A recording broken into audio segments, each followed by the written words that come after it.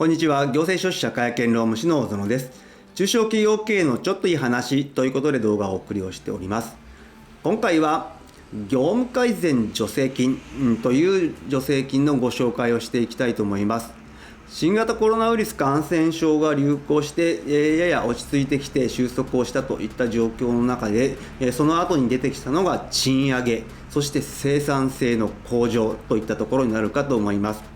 中小企業においてはやはり賃上げもコストがアップ、そして設備投資をするわけの資金的な余裕もない、だけど生産性向上しなければ、いけない。そして人が足りない部分を生産性向上で賄っていく。人を採用をしようとしても賃上げでなかなか高賃金が大企業と同じように払っていけないといった状況で、なかなか苦しい状況が続いているかと思います。そんな中小企業向けのですね、助成金として業務改善助成金というのがあります。こちら最大600万円、助成されるものになってきております。この業務改善助成金ですけれど、賃上げをする、そして設備投資をする、この2つをセットにした助成金になります。すなわちですね、設備投資をして業務効率、生産性を向上して、効率化によって削減できた費用というのを賃上げに回していくといったところを狙っている助成金になります。非常にですね、昨今人気のある助成金ですけれど、ちょっと分かりづらいという状況なので、こちらの方を見ていきたいと思います。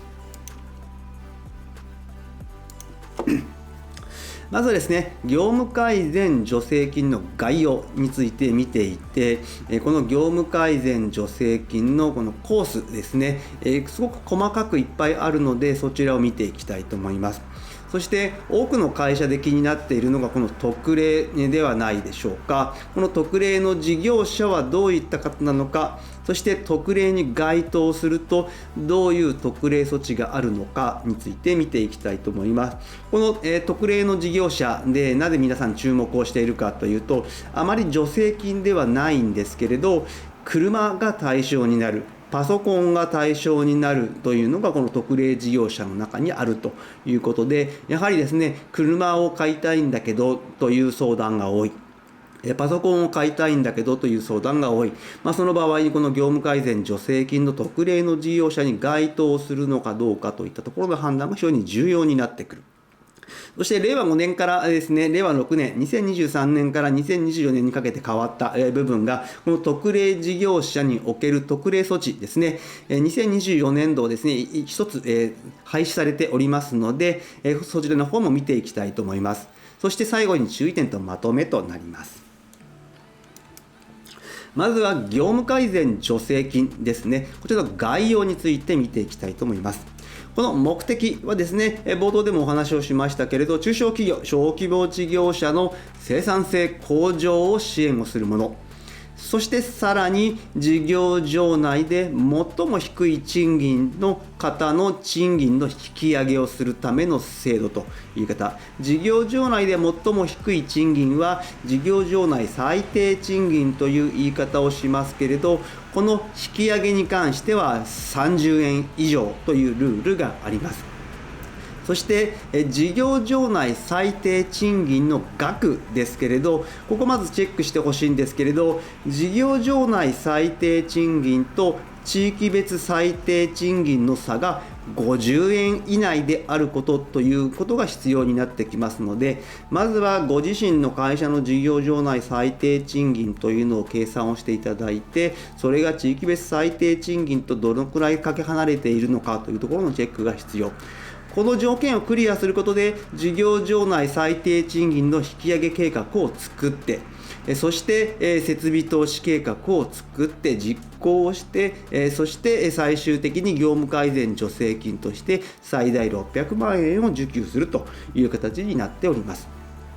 では最低賃金と地域別最低賃金の差が50円以内でした。で、設備投資として賃上げをしていきたいですということになった場合のこの業務改善助成金のコース概要ですね。コースとしては30円コース、45円コース、60円コース、90円コースと細かく賃上げの額によって、コースが分かれています。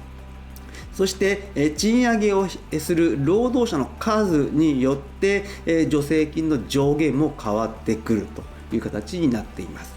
さらにですね、事業上の規模が30人未満の場合は、さらに少し上限が引き上げをされているといった状況で、この表自体が非常に細かいという状況になっています。そしてですね、この引き上げる労働者の人数ですけれど、10人以上の枠に関しては、どこの会社でも使えるというわけではなく、この後説明をしますけれど、特例の事業者1もしくは2に該当する方になりますので、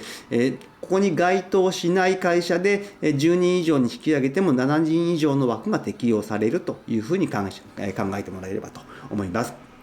そしてこの業務改善助成金で何が対象になるかというと、対象経費の例としては、機器設備の導入ということ、そして経営コンサルティング、業務改善、業務フローの見直し、そしてその他として、顧客管理情報のシステム化なんていうところ、これらをですね、導入していただいて、賃上げをするという形になります。そして助成率ですけれど、こちらもですね、賃金引き上げ前の事業場内最低賃金の額によって変わってきます。最低賃金額がですね、900円未満の場合は10分の9、そして950円以上の場合は4分の3という形になっております。したがってですね、まずは自社の事業場内最低賃金の計算は必須という形になります。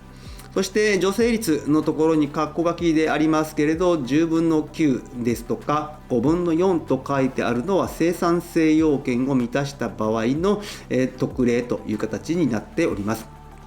生産性要件に関しましては令和5年でですね、もう廃止になっているんですけれど、一部の助成金では依然生産性要件加算というのが特例というのが残っているという状況です。この生産性がですね 1% もしくは 6% 伸びている、これは3年前と比べた場合ですけれど、その場合は助成率の引き上げという形になります。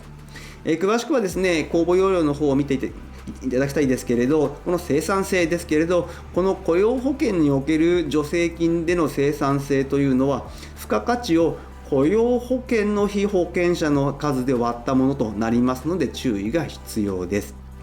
こういった中でですね、引き上げの額、事業上の規模、それによってですね、賃上げの助成の額ですね、率も変わってくるというものになっております。そしてさらにですね、これが原則ですけれど、特例事業者というのが定められております。特例事業者というのは2種類タイプがあります。まず1ですね、特例事業者1に関しては、事業場内最低賃金が950円未満の事業者は特例事業者1に該当。そして特例事業者2については、こちらが重要なんですけれど、原材料等の高騰などによって社会的経済的環境の変化といった外的な要因によって申請前3ヶ月間のうち1月の利益率が前年同月比で3%ポイント以上減少という形で、パーセントを比較して差し引きをした場合、それが3%ポイント以上の場合は特例事業者という形になります。この特例事業者に該当した場合、どちらも共通するのは先ほどの賃上げの助成上限の部分ですけれど、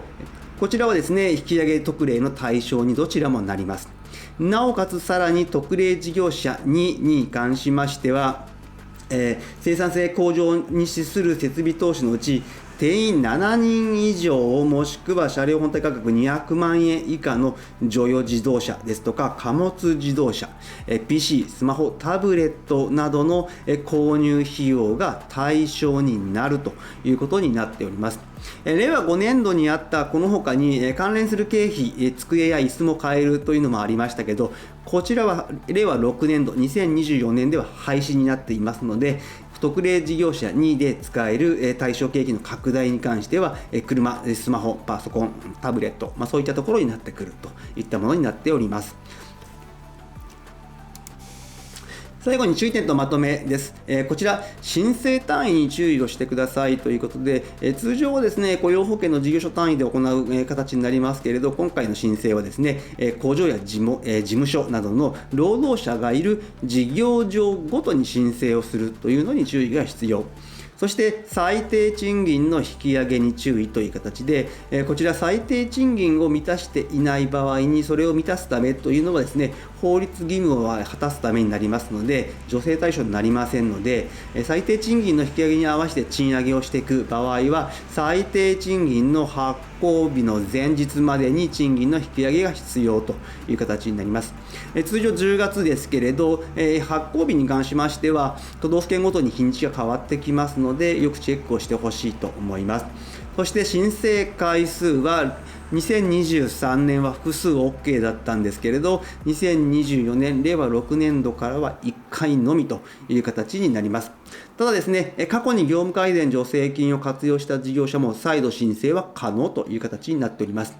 そして設備投資になりますので、やはりまとまったお金が必要という形になります。こちらですね、働き方改革推進支援資金ということで、日本政策金融公庫では賃上げをして設備投資を行う事業者を支援をしておりますので、資金的な部分の確保といった場合には、日本政策金融公庫さんとご相談をしてみてはいかがでしょうか。